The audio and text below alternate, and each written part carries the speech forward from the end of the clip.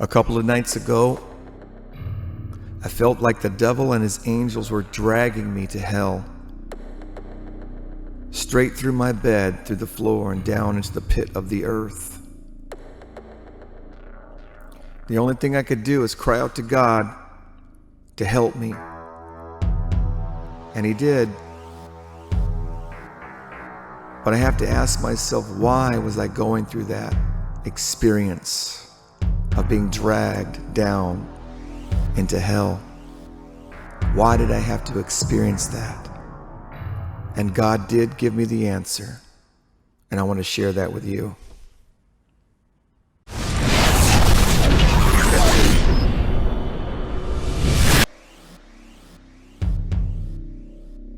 Hey everyone, you're not going to want to miss this week's Bible study on Saturday especially. I'm going to give you some quick information about it. Let's check this out. Where do I start here? We're going to be talking about how God can help us overcome sin, but in my own personal experience, we have to strive, and the way I was doing it and the way I do it is fasting. And I just finished a 2-week fast, which I can talk about now publicly, more openly, because it's over. And on the 9th day, I got nauseous, detoxing, no food. On the 11th day, I was puking my guts out over 24 hours. Just nothing but getting toxins out of my body. It was terrible. My throat was sore, acid reflux, dry heaving up this rancid, poisonous, toxic smudge out of my guts, throwing it up.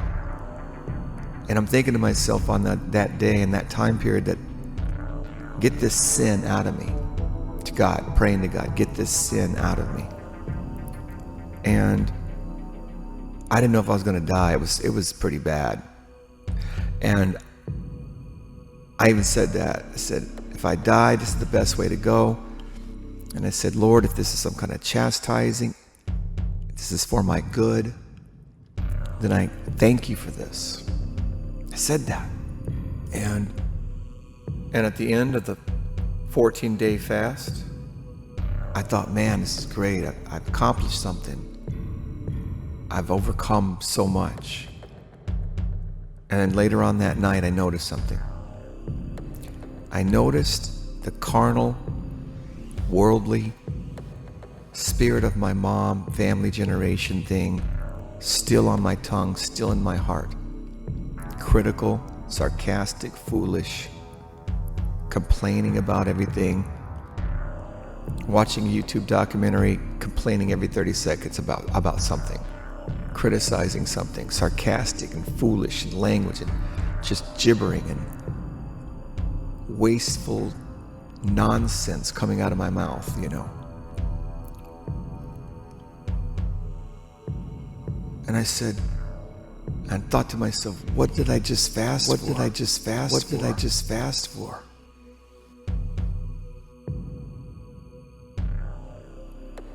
Did it not work?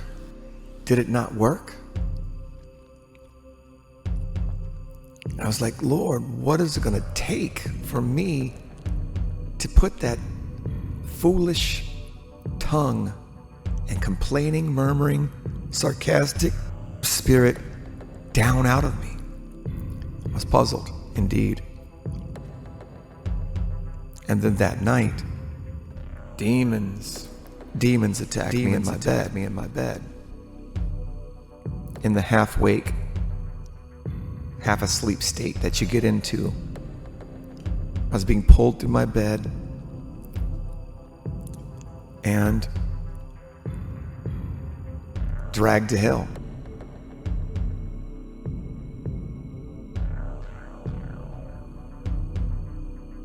It was terrifying. And I'll talk more about that later, but a lot of scriptures about that. Dreams, chastising. It's amazing. We're going to look at that this weekend. But I prayed, and it came to my mind. I kept calling upon Jesus. And I heard or thought, put on the armor of God. First thing I did was put on my breastplate of righteousness. I don't even know if I got anything else on. And that kept me from going through the bed. My arm, literally sideways, was all the way through the bed, down through the floor. If I was laying sideways, my arm was pulled through the bed, but my chest would not go down through the bed. The breastplate of righteousness kept me there. Wow. You better believe the next night, which was last night, I prayed and put on my armor before I went to bed. Put on the helmet. Laid in bed waiting for any more demons to come back. Holding onto the sword nice and tight. And I was ready.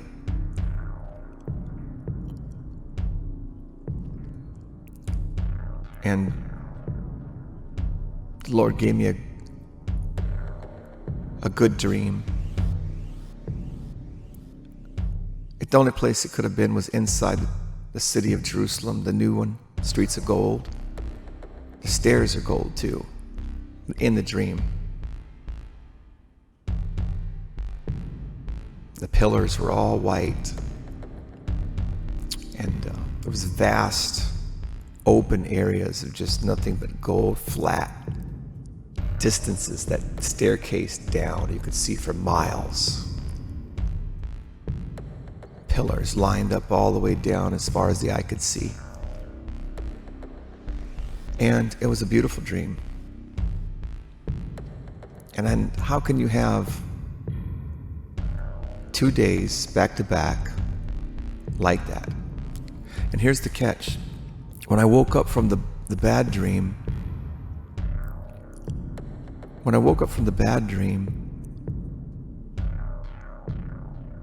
which was all day yesterday, because last night I had the good dream, I was able to control my tongue. This is the thing we're going to talk about. I kept 99% of that nonsense was crucified. I had the ability, the spirit, the humility, the fear of God. That's why that happened to me. I started thinking, Lord, is that what it takes? Is that what it took for me to put that down? I was very grateful still. He taught me about the armor, breastplate of righteousness, how important the weapons are. I'm learning about his process of purging us even in our dreams.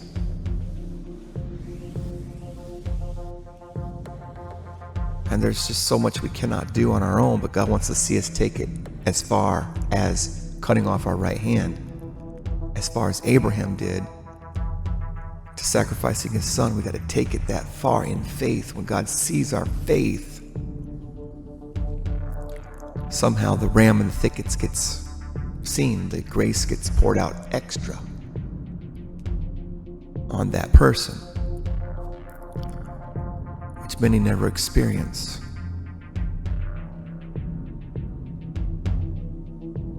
So we'll talk about this using lots of scriptures, hopefully. How God can change us with dreams. The right kind of dreams. They're very useful. So I love you guys. Hope to see you this weekend. And think about what I said. God bless you. Peace.